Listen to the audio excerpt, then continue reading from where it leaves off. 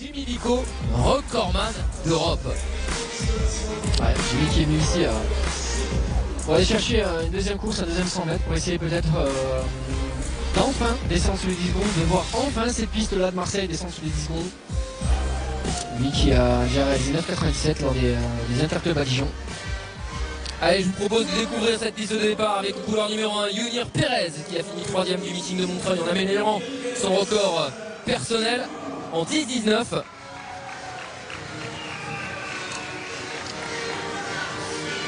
Cinq victoires en meeting hivernal pour le Cubain. Et puis Michael Meba Cézé qui vient tout juste de battre le record de France du relais 4x100 en club avec le 5 Marguerite justement aux côtés de Jimmy Vico. James Dassaoulou est au couloir numéro 3, record personnel à 9,91. Champion d'Europe en 2014 à Zurich et à Amsterdam avec le relais. Jimmy Vico, recordman d'Europe en 9,86. Il a couru en 9,97 aux Interclubs à Dijon. Finaliste olympique pour Jimmy et puis Dantarius Locke que l'on a vu à la photo finish à Montreuil avec Christophe Lemaître en 10,18. Il a déjà couru en 9,96. C'était à Monaco en 2013 juste derrière Justin Gatlin.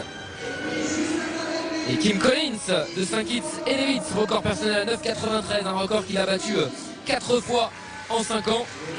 Il n'est pas là puisqu'il était blessé à Montreuil. Stuart Dutambi est au couloir numéro 7 et enfin Marvin René est au couloir numéro 8, record personnel à 10,26. Lui aussi fait partie de ce relais 4x100 de Marseille qui a battu le record de France des clubs. Le seul absent de ce relais, Teddy, c'est Jeffrey John. Ouais. Et je pense que Laurence aussi a le cœur qui doit battre très fort, puisqu'il y a Marvin et Michael qui courent. Et là, je peux voir Dimitri Desmonières aussi qui attend la course avec impatience. Et nos yeux vont forcément être rivés sur Jimmy Vico, alors que l'information la plus importante de ce moment, c'est que le vent ne bouge pas, vent nul.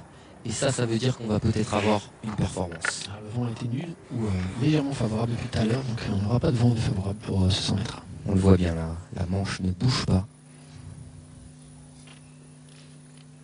On surveillera aussi les chronos pour les Français. Les minima sont à 10-10. Pas un départ transcendant pour Jimmy Vico alors que Dassaoulou est bien parti. Attention à Locke et Jimmy Vico passe la vitesse maintenant. Attention Jimmy Vico et 10,02. 10,02 pour Jimmy Vico avec un très léger vent favorable. Ah c'est bien, on va surtout pas faire la fine bouche Teddy parce que on attendait tellement un chrono sous les 10 secondes qu'on en paraîtrait presque frustré, mais c'est bien pour Jimmy d'être en forme. Oui c'est bien, il est en forme et il gagne la course surtout, c'est ce qu'il faut retenir aujourd'hui. Je pense qu'il sait que son départ était, sa mise en action était très moyenne. Je pense qu'il peut gagner un dixième facilement dessus. Maintenant il va faire...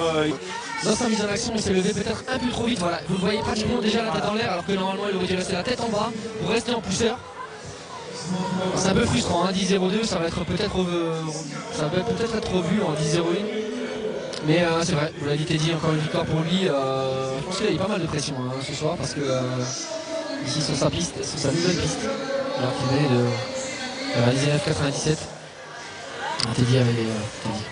Jimmy avait envie de bien faire. Ça fait 2 fois. Ça fait 2 fois.